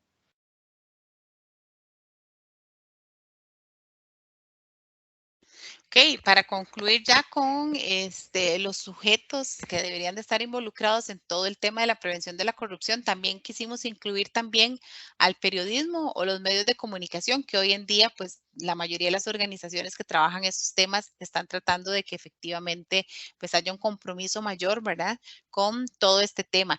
Y aquí, pues, decimos que los medios de comunicación deberían de investigar, publicar y divulgar información y datos objetivos sobre las situaciones de interés público que evidencien presuntos actos de corrupción en la función pública. Últimamente, o más bien en los últimos años, pues hemos visto que hay un periodismo más investigativo, ¿verdad? Que normalmente, es más, es usual que los actos de corrupción salgan primero en un noticiario, ¿verdad? Para no decir ninguno específico, antes de que la denuncia llegue a la Procuraduría de la Ética o inclusive a algún otro órgano de control. Entonces, sí es importante pues que haya una investigación efectiva, objetiva, ¿verdad? De presuntos actos de corrupción que se puedan estar presentando en la función pública. Después también están llamados a evitar o contrarrestar la difusión de información falsa y la desinformación en temas de integridad pública y corrupción. Esto es pan de todos los días, ¿verdad? Todo lo que tiene que ver con la información falsa, no solamente en el espectáculo y en otros temas, sino que también en el tema de la integridad pública y corrupción, pues podemos verlo por ahí plasmado, ¿verdad? Y ahí la importancia de que efectivamente pues ese monitoreo de la prensa pues sea constante. Fortalecer la calidad de la información que se publica y difunde sobre presuntos actos de corrupción, exactamente, que se informen bien, que consulten bien, que tengan a mano pues exactamente toda la información que se pueda contrastar con la realidad, ¿verdad? A la hora de emitir una noticia. Esto es muy importante y está en relación a lo que hablábamos anteriormente, exigir a cualquier persona servidora pública el respeto al derecho fundamental de libertad de expresión. Y la última también, validar o exigir, en el buen sentido de la palabra, ¿verdad? Exigir conforme a derecho, valga la redundancia, el derecho al libre acceso a la información pública cuando se investigan presuntos actos de corrupción, ¿verdad? He ahí la importancia de que efectivamente las instituciones conozcan efectivamente cuál información se puede brindar y cuál no, ¿verdad? Para que si se le va a negar a la prensa, pues efectivamente se le niegue en razón de que tenga una norma que así me lo prohíbe. Con eso estaríamos terminando ya exactamente con todas las personas que desde la óptica de la Procuraduría de la Ética Pública pues deberían de participar en todo el tema de la prevención de la corrupción. Hay temas que coinciden y que son importantísimos y entre ellos pues una es el tema de la denuncia, ¿verdad? Qué importante, recalco que como funcionarios públicos tenemos el deber o la obligación de denunciar los presuntos actos de corrupción y todas las demás personas tienen el derecho. Vean que desde las personas que trabajan en empresas privadas, hasta cualquier ciudadano puede interponer la denuncia. Ese es uno de los mecanismos más importantes que nosotros tenemos para prevenir la corrupción. Y ahora sí, teniendo en cuenta que esto es uno de los principales mecanismos para prevenir la corrupción, bueno, nos queda la última parte ya del manual y es el que refiere exactamente a eso. Bueno, ¿dónde denunciamos actos de corrupción? Es reiterativo, sí, en la guía anterior está, pero a nosotros nos parece sumamente importante que esto quede ahí, que lo tengamos a mano siempre, porque, como les digo, pues la denuncia es prácticamente como lo medular en el tema de la prevención de la corrupción. Entonces, ¿dónde denunciamos? Bueno, podemos hablar primero de que en sede administrativa lo podemos hacer ante la misma administración activa. Eso sí, aquí es muy importante, ¿verdad? Tomando en consideración de que ante la misma administración, pero de la institución en la que está sucediendo el supuesto hecho denunciado o el presunto acto de corrupción.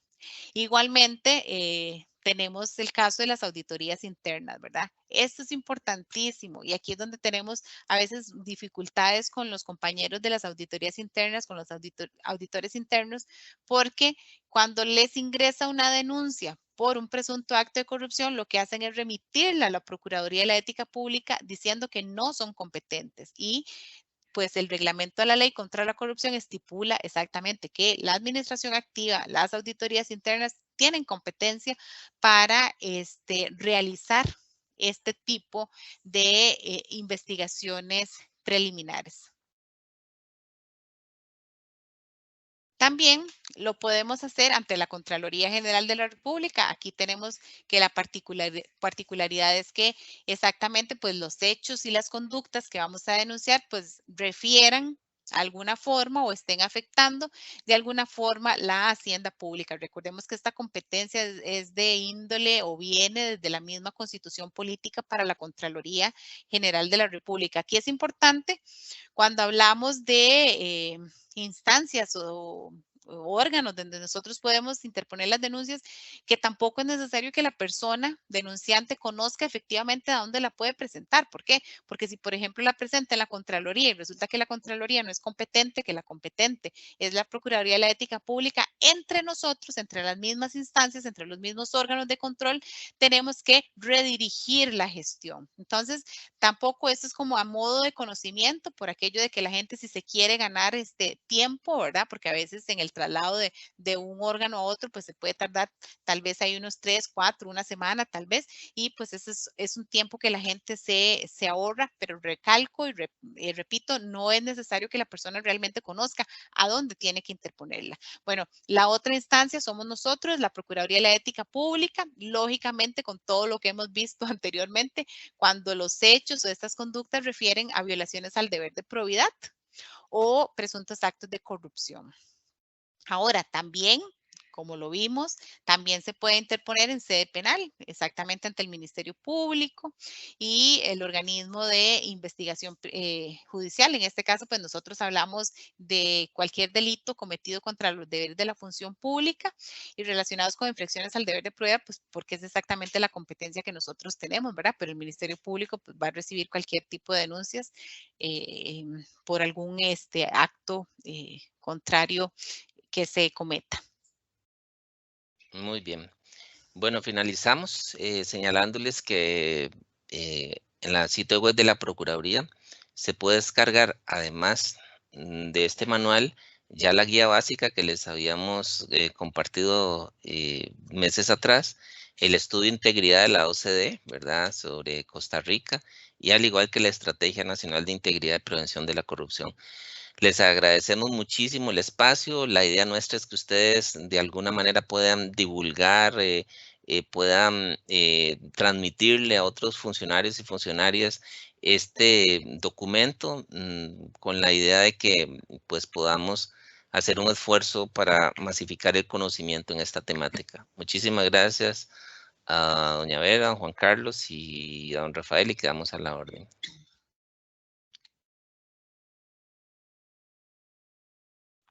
Rafael, ¿hay alguna pregunta? Perdón. Hola, buenas tardes. Sí, tenemos varias preguntas y algunos comentarios. Vamos por partes. La primera pregunta es, ¿qué pasa con los funcionarios que según la prensa ya son culpables y los vuelven a restituir en sus puestos? Más bien podría ser, si gustan todas las preguntas, y así ustedes pueden ir manejándolas. Dice, ¿de qué manera empata esta guía con el modelo de gobernanza en materia de integridad, ambiente de control y anticorrupción que se pretende implementar en el país? ¿De qué manera empata con el modelo de gestión ética para la administración pública del Sistema Nacional de Ética y Valores? ¿Y cómo empata con la ley de responsabilidad de las personas jurídicas sobre cohecho doméstico, soborno transnacional y otros delitos y el modelo facultativo de organización, prevención de delitos, gestión y control? Y, Vamos a ver, sí, perdón. entraron otras de último. Si gustan, empezamos por ahí, Ok. mientras recopilo las que entraron ahora. Ok, esto es un complemento, esto es una normativa, o sea, son normas jurídicas que querramos o no querramos, tenemos que cumplir. Entonces, aquí lo que estamos dando es información sobre una regulación que está establecida en este país desde hace muchísimos años. Obviamente, todo el trabajo que hace el sistema refiere a la labor, digamos, de la ética bajo ese componente, la importancia de fortalecer los valores, esas buenas conductas, esas buenas prácticas. pero hay claridad que hay conductas que cuando ya pasan el límite, ¿verdad? Y refieren a infracciones que están establecidas en el ordenamiento jurídico, pues ahí entran otros mecanismos, tanto la responsabilidad penal, administrativa, disciplinaria, civil, deontológica y demás. Entonces, es importantísimo porque hay que tener un conocimiento, ¿verdad? Cuando estamos en la función pública, no solo es la promoción de una gestión conforme a la ética, sino además conforme a la probidad. Ese deber de probidad y sus distintas aristas que generan responsabilidades cuando tenemos una infracción de este tipo. Ahora, de igual manera con los modelos que se están estableciendo para el sector privado, como ustedes vieron, cuando referimos a cómo prevenimos la corrupción en el sector privado, ahí se establece una vinculación entre la necesidad de la implementación de estos modelos en las empresas en el sector privado principalmente.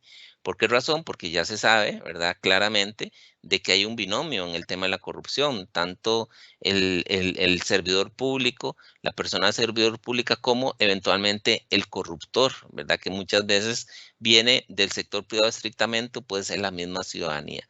Entonces, aquí lo que estamos tratando de hacer es poner, ¿verdad?, en conocimiento de las personas servidores públicas los que está establecido en nuestro ordenamiento jurídico.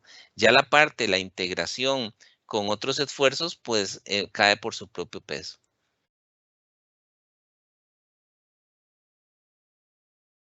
Gracias. Aquí hay muchos comentarios, pero voy entonces directo a las preguntas, más bien. ¿Dónde dijo que se podría bajar la guía?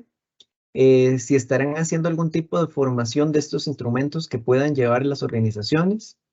¿Qué posibilidad existe de que en físico exista obligatoriamente un rótulo con los sitios donde los usuarios puedan acudir para denunciar los casos en cada oficina pública?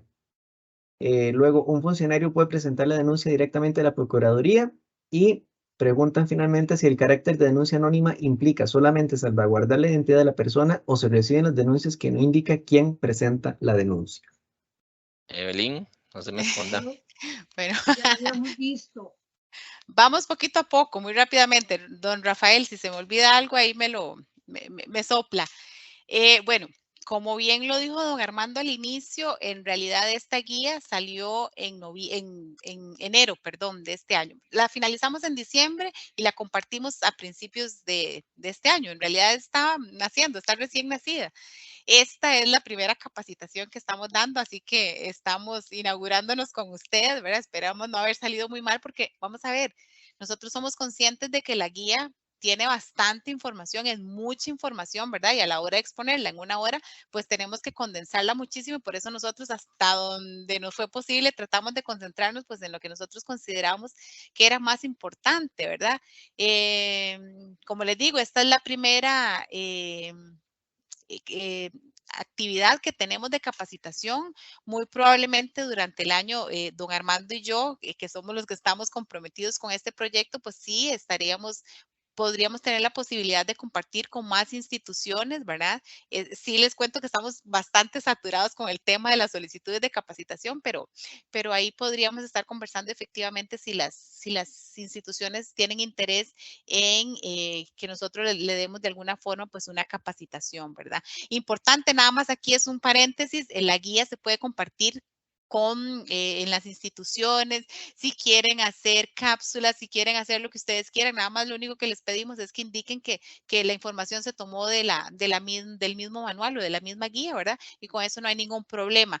Si mal no recuerdo, creo que hasta ahí eran las consultas sobre la guía. El otro asunto era de las denuncias anónimas. ¿Dónde se puede descargar? Preguntaron también en las denuncias.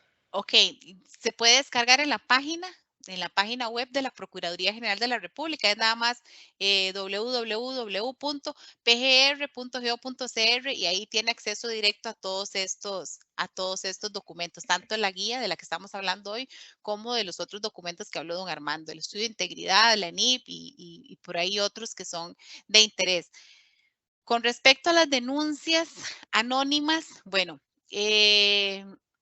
vamos a ver, independientemente el tema de la confidencialidad de la información, nosotros tenemos que mantenerlo siempre, siempre. ¿Por qué? Porque nosotros tenemos dos normas, tanto el artículo número 6 de la Ley de Control Interno como el artículo número 8 de la Ley contra la Corrupción nos obligan a absolutamente todas las instancias u órganos que realizamos investigaciones preliminares por presuntos actos de corrupción a resguardar esa confidencialidad de la persona denunciante. Recordemos que esta norma lo que indica es que el nombre, y vamos a ver, y esa confidencialidad se tiene que mantener desde la interposición hasta que, como lo dice la norma, sea un juez de la República ante un delito contra el honor nada más de la persona denunciada que nos venga y nos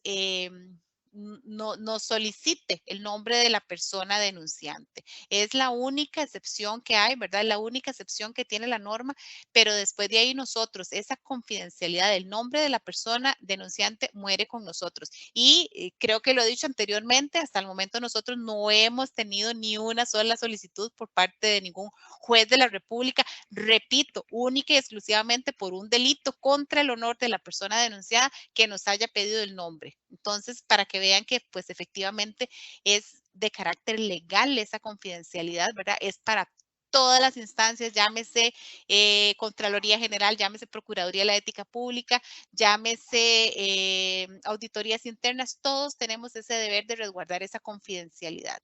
Y nada más para terminar, la denuncia anónima, estaríamos hablando de un caso diferente, ¿verdad? Porque, bueno, podríamos tener una denuncia anónima que tenga nombre, pero bueno, pero es diferente. Y la particularidad que tienen las denuncias anónimas es que la misma norma, el mismo reglamento de la ley, dice que tiene que venir con suficientes elementos de prueba, porque si no viene con suficientes elementos de prueba que efectivamente hagan que ese órgano inicie una investigación, la norma lo que dice es que se archivará de forma inmediata, ¿verdad? Porque a veces hay denuncias muy escuetas. Por ejemplo, dicen, es que el día de ayer iba para mi casa y pasé y vi un carro institucional parado al frente de Palí haciendo las compras. Bueno, ¿cómo iniciamos nosotros una investigación de ese tipo con una denuncia anónima? O sea, ni siquiera podemos preguntarle que nos diga, mire, pero carro institucional, ¿de cuál institución? ¿Tiene las placas? ¿Tiene esto? No, entonces para nosotros es imposible y la misma norma pues lo que hace es facultarnos exactamente para archivar esa denuncia. Y si un funcionario público puede presentar directamente en la PEP una denuncia. Ah, gracias, don Armando. Vamos a ver, como lo dije anteriormente, las denuncias por presuntos actos de corrupción las pueden interponer en cualquiera de los órganos de control. Independientemente, vamos a ver, la persona ni siquiera tiene que saber efectivamente a dónde interponerla. Y les recalco, si por A o por B esa denuncia que se interpone ante la Procuraduría de la Ética Pública no es competencia nuestra, pues nosotros estamos obligados a remitirla al órgano que tenga la competencia, ¿verdad? Todos los días recibimos denuncias de funcionarios públicos, puede ser presencial, pero sobre todo hay una plataforma en el cual es mucho más fácil, así que pueden accesarla en el sitio web.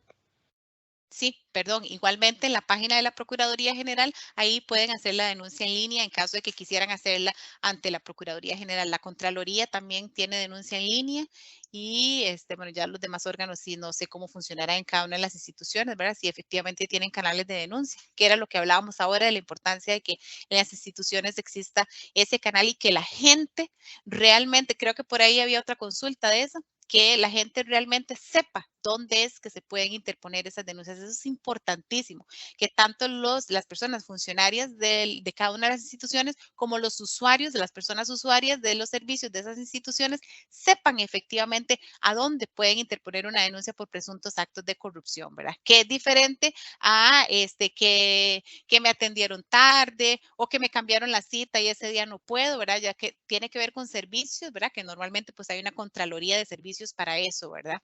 Entonces, por ahí más o menos andábamos las consultas. No sé si se me quedó alguna por ahí. Me parece que no, pero sí tenemos una más. Bueno, hay varias personas preguntando que no encuentran la guía, pero ya otras pusieron los enlaces, así que yo creo que ahí ya la logramos. La pregunta es la siguiente, dice, la OCDE envió un informe sobre integridad en Costa Rica. Veo que en la página una estrategia de prevención de corrupción. ¿Es esa en respuesta al estudio de la OCDE? Veo que está el MISIT en dicha propuesta, pero no está SUTEL incluida. ¿Cómo hacemos para ser tomados en cuenta? Eso es un trabajo que se está articulando con el Ministerio de Justicia. Entonces, de hecho, el sistema forma parte, ¿verdad?, de la estrategia. Hemos venido trabajando desde hace literalmente años en este esfuerzo. Se ha ido comunicando el avance del estudio de integridad versus la estrategia. Así que, bueno, si hay algún interés directo, con muchísimo gusto pueden enviar un correo electrónico, tal vez don Rafael o doña Vera pues puedan facilitar el contacto de Evelyn y mío y vemos de qué manera pues podemos ir articulando más instituciones a este esfuerzo. Pero ahí vamos caminando en la implementación de la estrategia. Muchas gracias. Sí, están poniendo más preguntas, pero sí me parece que por temas de tiempo, ¿verdad, doña Vera? Bueno, si hay alguna que sea muy importante, hay una que dice que es para mí que si se puede, si podemos, dice, buscar a alguien que nos dé una charla sobre esa ley y el modelo, o sea, se refiere a esta presentación o a esta guía, porque en realidad me parece que la guía se puede utilizar de varias formas. Primero que todo, divulgarla, ponerla a disposición en la institución, pero también para mandar mensajes de apartados de la guía, ¿verdad? Informativos y en algunos casos pueden hacer charlas, separarlo toda la presentación en partes, haciéndose acompañar por algunos de los abogados de la institución, ¿verdad? Está presentado, digamos, de manera que no se refiere solamente a aspectos legales, está en un lenguaje sencillo y pues si la abogada o abogado de la institución la puede apoyar con la charla, sería genial, porque el problema es que la idea de esta guía es que sirva de guía, o sea, no podríamos pedirle a la Procuraduría de la Ética que fuera cada institución. Es así, Juan Armando. Es correcto, doña Vera, esta le hemos llamado por eso un manual, ¿verdad? La guía es la guía de probidad, este es un manual básico para prevenir la corrupción, esa es la idea, o sea, que se entienda por sí misma, tiene las referencias, Evelyn lo decía, ¿verdad? Al inicio tiene referencias de normas, de votos de la Sala Constitucional y demás, de tal manera de que, bueno, sea entendible. Y en la medida que nosotros podamos por hacer estas actividades, pues bien, pero de otra manera, pues se complementaría muchísimo con la divulgación tan amplia que se le pueda dar. En todo caso, nosotros siempre quedamos a la orden, ¿verdad? En la medida que podamos. Yo aquí dos cosas. Primero, doña Vera, que aclaraban, la pregunta era más bien que si podían exponer en algún momento sobre la ley de responsabilidad de las personas jurídicas sobre cohecho doméstico, etcétera. Pero entonces ahí le queda la duda planteada a doña Vera. Y la última que voy a leer, sí, el tiempo dice, ¿qué sucede cuando un funcionario público usa las instancias de denuncia para estar poniendo denuncias que obligan a abrir investigaciones y hacer perder el tiempo a las auditorías y otras instancias? Imagino que estamos hablando de denuncias reiteradas que no resultan ser verdaderas. Vamos a ver, como dicen por ahí, de todo hay en la viña del Señor, ¿verdad? ¿Qué es el problema? Que cada uno de los órganos de control tiene que partir de que se le está poniendo en conocimiento un presunto acto de corrupción y se tienen que activar el procedimiento, ¿verdad? Se tiene que activar la investigación. Vamos a ver, si son reiterativas, o sea, recalco, si refieren al mismo tema que ya se resolvió, pues igual la norma nos faculta para archivarla, rechazarla más bien, y lo que se le hace ver a la persona es, bueno, ya sobre esto ya la Procuraduría, perdón, se pronunció y esto fue lo que se resolvió. Pero si hablamos de que, porque es diferente, ¿verdad? Hablar de denuncias reiterativas a hablar de denunciantes reiterativos o de denunciantes que continuamente están denunciando. Vea, yo les puedo decir que nosotros tenemos 3, 4 personas denunciantes que si interponen 25 denuncias al año es poquito. Pero ¿qué pasa? Que el mismo compromiso, la misma seriedad y la misma competencia que nosotros tenemos, ¿verdad? Pues nos obliga exactamente a darle curso a la investigación, ¿verdad? Independientemente, bueno, de si al final resultó que efectivamente no se configuraba ninguna violación al deber de probidad, pero sí estamos obligados a realizar todo el procedimiento como cualquier otra denuncia.